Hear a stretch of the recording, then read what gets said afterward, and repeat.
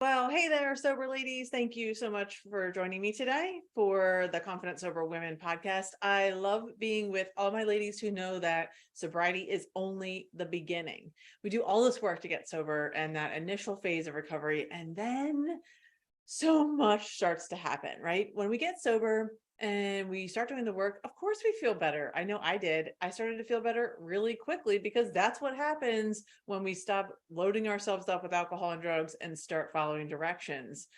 But as most of you probably know, if you've been around here for a little while, after that initial stage of early recovery, there tends to be a ton of stuff that starts to happen. And I know for me, the most glaring thing that was still happening was my negative thinking patterns. And I kind of tout myself as the queen of negative thinking patterns.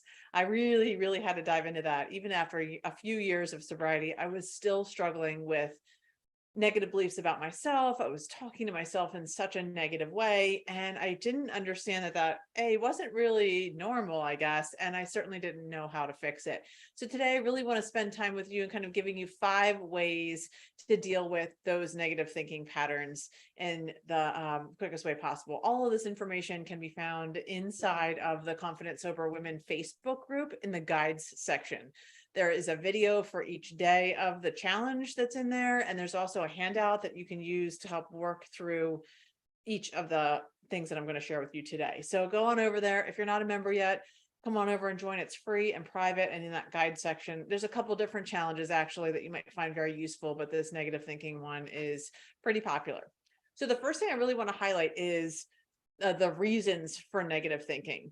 So there's a variety of reasons why negative thinking happens, and each of us is very different, and we all have kind of different experiences. But the 3 main reasons why negative thinking patterns occur or thoughts occur are fear of the future, worrying about the present, and regrets from the past. Now, I dive deeper into each one of those again in that challenge, which I would refer you to over in the Facebook group. But just in a nutshell, many of us have a lot of fears about the future. People have been trying to predict the future for years. We tend to want to control things. And when the reality is most of life is truly out of our control. And then there's situational things that are happening right now in the present. You might be worried about a sick child or being out of work or a health concern. I mean, there's lots of things that we kind of worry about on a very, very regular daily basis. And then, of course, we all have regrets from our past, or most of us do, right?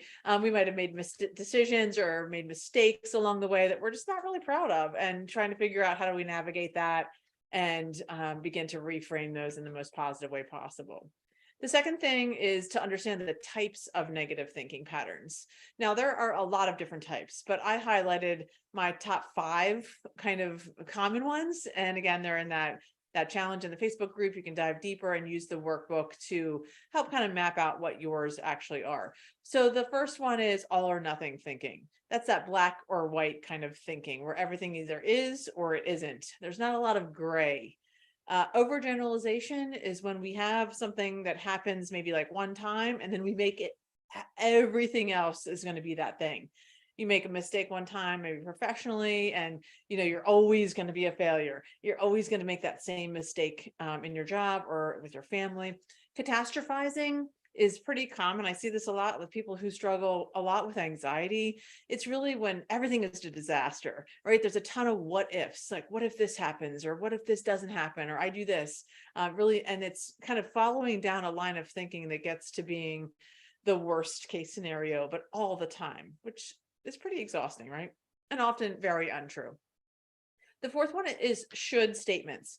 Now, I think many of us have struggled with this in a lot of ways. You've probably seen those funny memes that say don't should all over yourself, but that's basically when we're constantly looking for other things that we should be doing, right? For example, I shouldn't be taking a nap right now. I should be doing the laundry. I can't go out with my friend for a dinner date because I need to be home, or I should be home putting the kids to bed.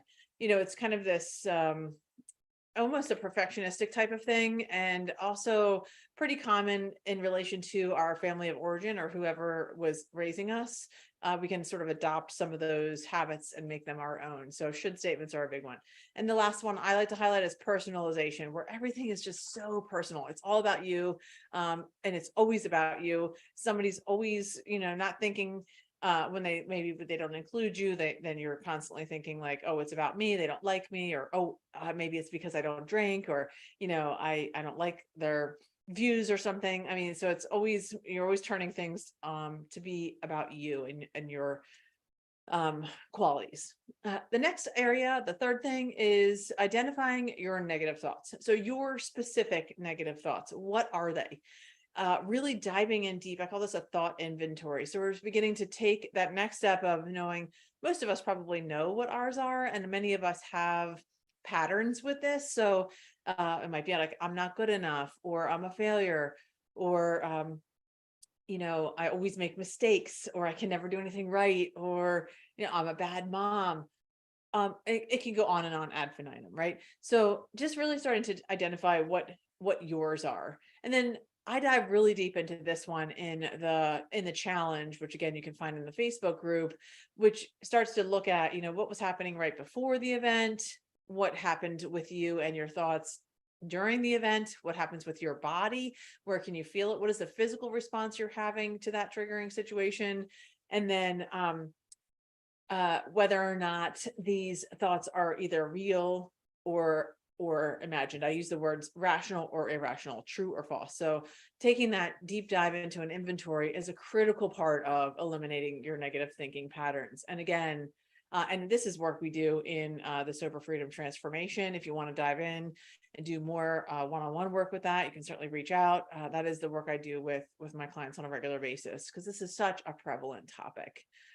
The last thing, or the fourth thing, is taking that inventory truly. Now you have your negative thinking patterns, like what yours specifically are. The next thing is to evaluate each one of them. Look at each one of them that you've written down and assess whether it is rational or irrational. Is it true or false? And then we have to begin to do assessment with each one of those to know if it is true, what do we do about that? If it's not true, what do we do about those? And again, it's going to be your own personal journey and something that we dive into in the work together, because a lot of our irrational thinking patterns are just that. They're just not true. And most times we're not really thinking that way, or nobody's really pointed it out to us. So we've never even really challenged our thoughts in that way. So they just keep coming, they keep rolling, and keep us in that negative spiral. And the last way to eliminate these negative thinking patterns is to begin to focus on your own personal strengths and also on positive people. So we want to begin to identify our own strengths, which can be very challenging for some of us, particularly if we're in the sort of baby stages of emotional sobriety work, when we're maybe not feeling completely secure, we don't have a lot of confidence, and maybe it's difficult for us to come up with things that we're good at. I really want you to dig in. I want you to challenge yourself and ask things like, what do others people say about you? What do other people say that you're good at? What have been some of your achievements? What have you accomplished in your life? And I don't want to hear anyone say nothing, because if you've lived as long as I have, or even close to it, you've achieved some things, right? Maybe you graduated high school. Maybe you had a baby. If you had a baby or multiple babies, you grew an entire other human being inside your body and then delivered that baby to the world to grow up into a human adult, which is a pretty big accomplishment, in my opinion. If you did that multiple times, then you're a complete rock star.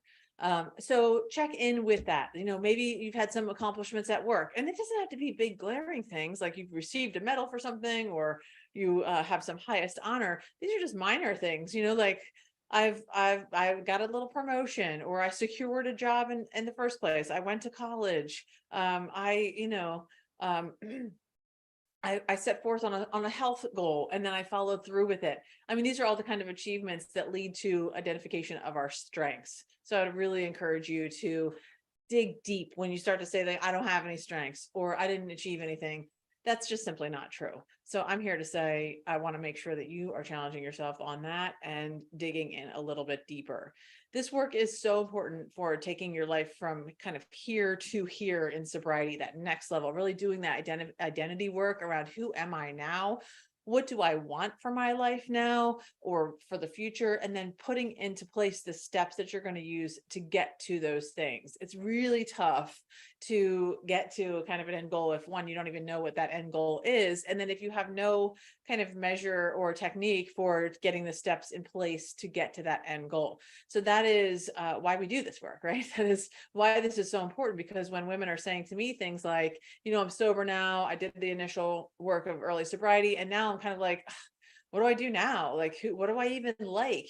What do I want for my future? These are the kinds of things I hear because they're starting to wake up. They're starting to begin to open up to the possibilities, where when we were in active addiction, there were no possibilities. We couldn't see the future. We could barely even see sort of to the next day. So if this is where you are, that's exactly where I love to meet women. I would love to meet you on your journey and kind of take you to the next level if that's what you're looking for, and help you identify these things, help you to begin to see what it is that you want, who are you, and where are you going from here. And eliminating negative thinking patterns is just one of those steps in the process.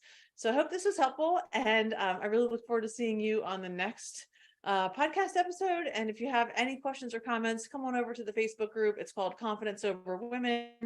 I will be there to answer them anytime. And if you like what you're hearing here, please make sure you leave a rating and review on the podcast. It's super helpful for letting other people know where we are. Have a fantastic day. And